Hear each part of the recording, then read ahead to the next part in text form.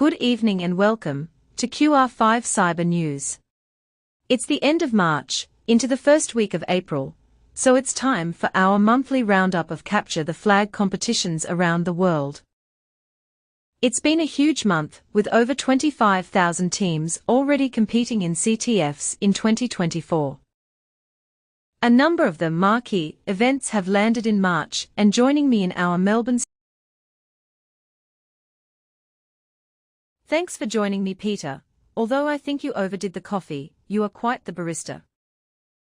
It's been a huge month, with US Cyber Games finishing up Season 3, Wicked 6 having their annual headline event for women in cyber, and the Pwn to Own competition from the Zero Day Initiative with a huge prize pool. Thanks, Naomi. Yes, it was an absolutely amazing event.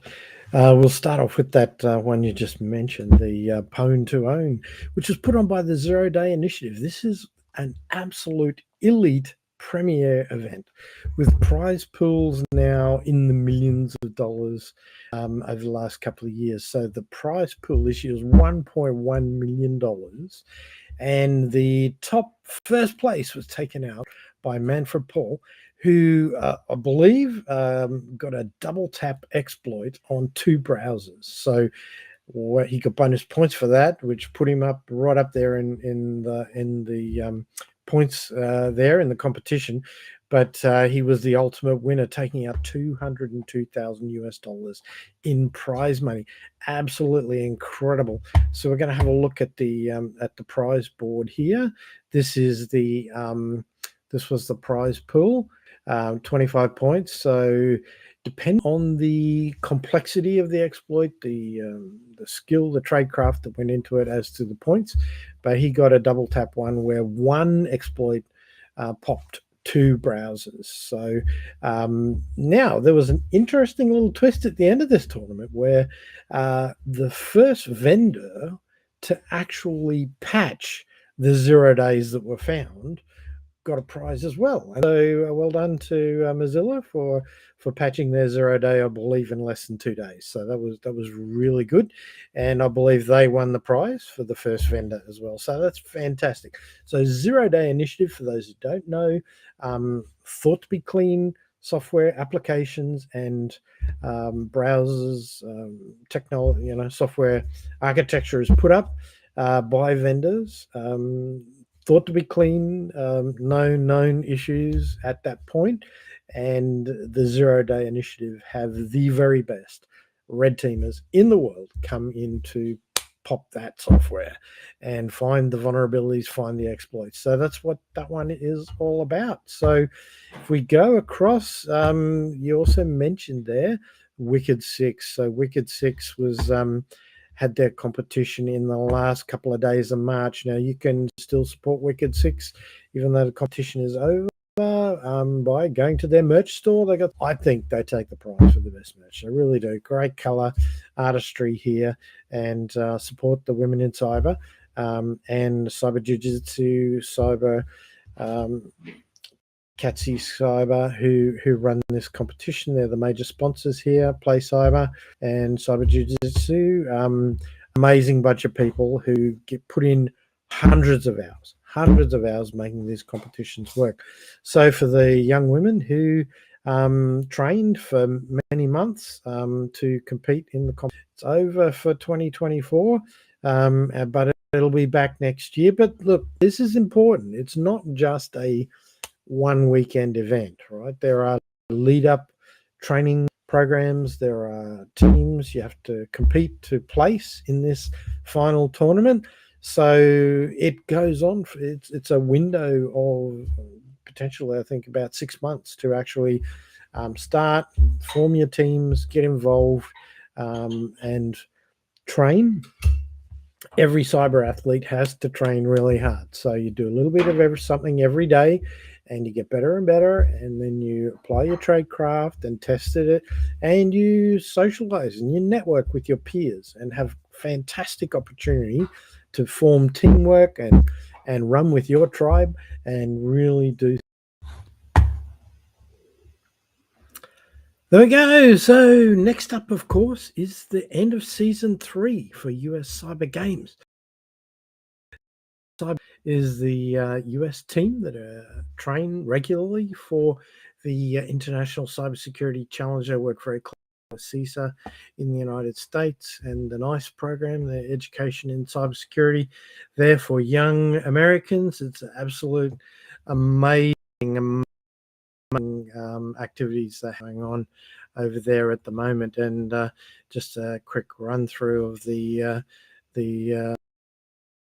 some of the players in the season 3 team.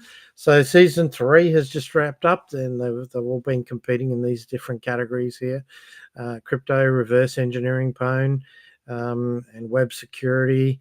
Amazing bunch of young people there, and I believe they're really work very hard for the International Cybersecurity Challenge coming up in October, November, I believe. I'm not sure if we've got the exact date yet, but season 4 is starting very.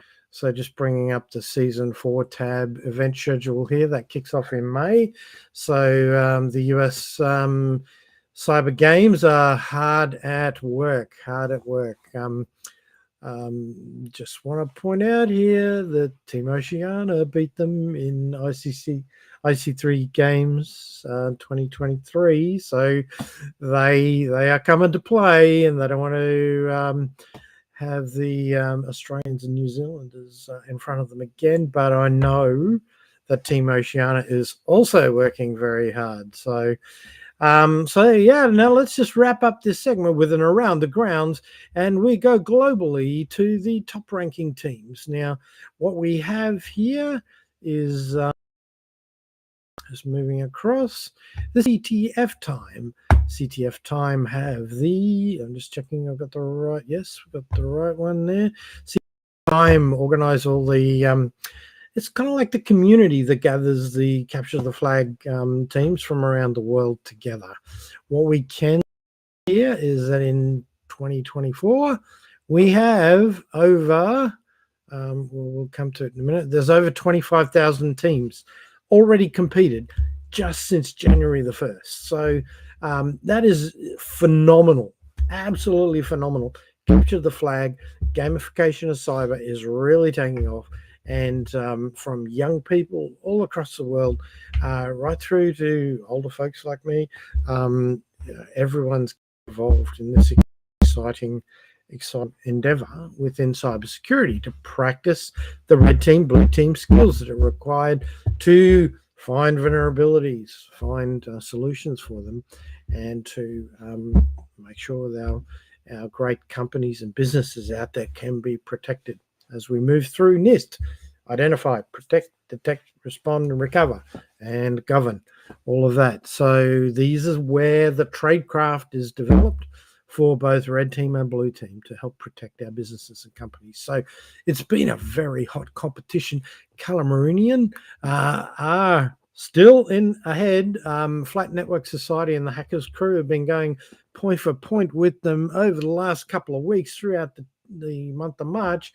And at various times I've checked, one or the other there's been only a couple of points in it at times. And you can see here, Calamarians hit back, but I think Flat Network Society got 5 points ahead of them earlier in the month. But Calamarian are hit back very hard there. Hackers Crew in third. The three of them are going very strongly. And as you can see here, the Australians there are doing quite well in the cursed CTF. Sorry for the university humour here, but the pissed French skateboarding bears, I believe, have a bit of DNA there from the original Emu exploit team. So I'm still looking at them with interest. That they're a very good Australian team now and performing quite well. So they've done well in the cursed CTF on April the 1st. This is rolling into the new month now.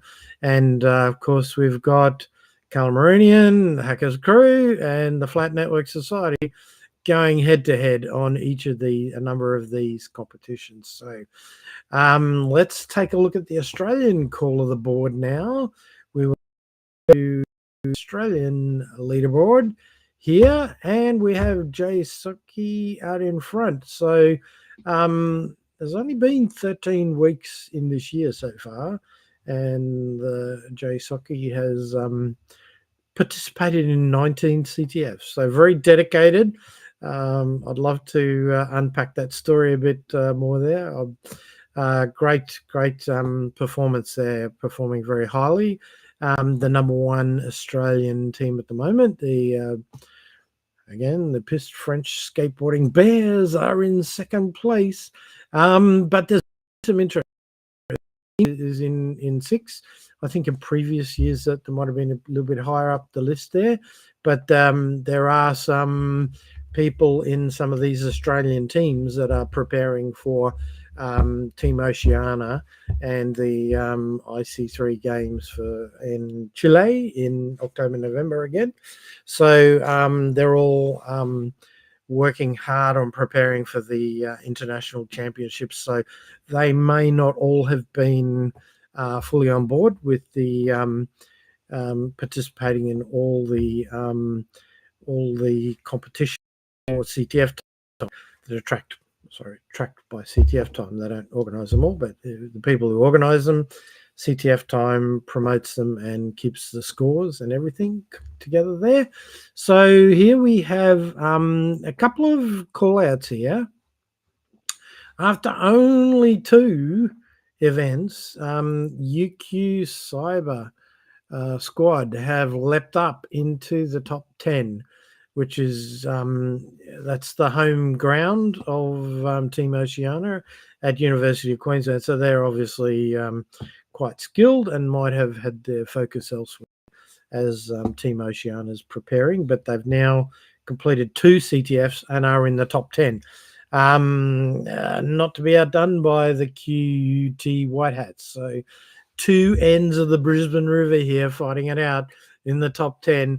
And of course, the WA teams of you exploit, and I'm not sure about the skateboarding Bears, but I believe they might be aligned in WA as well. I'm still looking into that. So my personal favorites, of course, I'm doing some work with brand new team Rocket Rooks, which are down here, who are just starting to find their feet in reverse engineering and binary. So they're very newbies on the block. So they're starting to stretch their wings and preparing for Pecan Plus and probably down under CTF as well. So so the big Australian tournaments coming up for the what should we call them? The junior middleweights, maybe, or the high schoolers evolving into tertiary.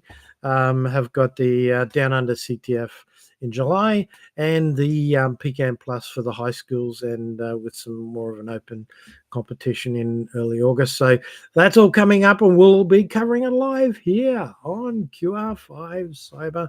So thanks all for joining our session today. It's really been great to share all that with you, and stay here for live and upcoming coverage of Capture the Flag, games, experiences, tabletops. We've got it all here, and we thank you for joining us this evening. And thanks, Naomi.